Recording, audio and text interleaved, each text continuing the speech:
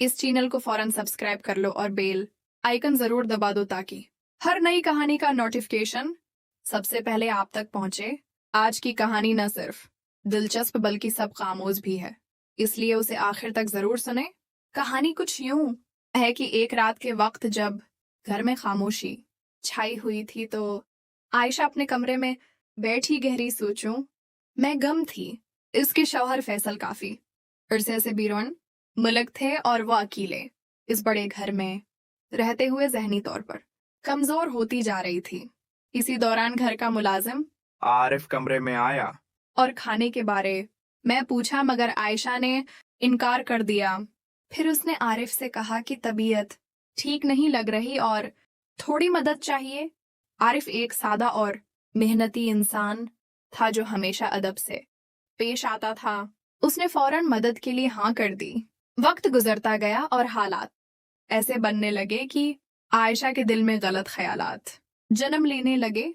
तन्हाई और कमजोरी के बायस वो अपनी हदों को भूलने लगी, मगर आरिफ ने अपनी ईमानदारी और किरदार का सबूत देते हुए हर कदम पर खुद को रोके रखा। उसने आयशा को बहुत नरमी से समझाया कि इंसान को मुश्किल वक्त में भी सही और गलत का फर्क नहीं भूलना चाहिए। उसने अपने मालिक और अपनी बीवी के साथ वफादारी को तरजीह दी और साफ इनकार कर दिया। उसकी बातों में सच्चाई और खुलूस था जिसने आयशा को अंदर से हिलाकर रख दिया। वो अपनी गलती का एहसास करने लगी और शर्मिंदगी से उसकी आंखें झुक गईं।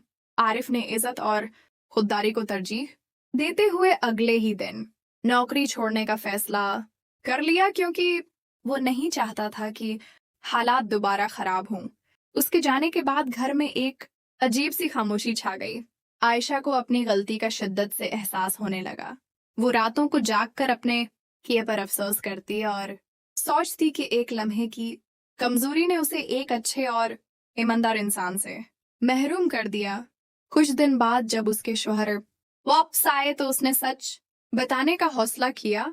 फैसल ने गुस्सा करने के बजाय उसे समझाया कि गलती हर इंसान से होती है, मगर असल बात यह है कि इंसान उससे क्या सीखता है।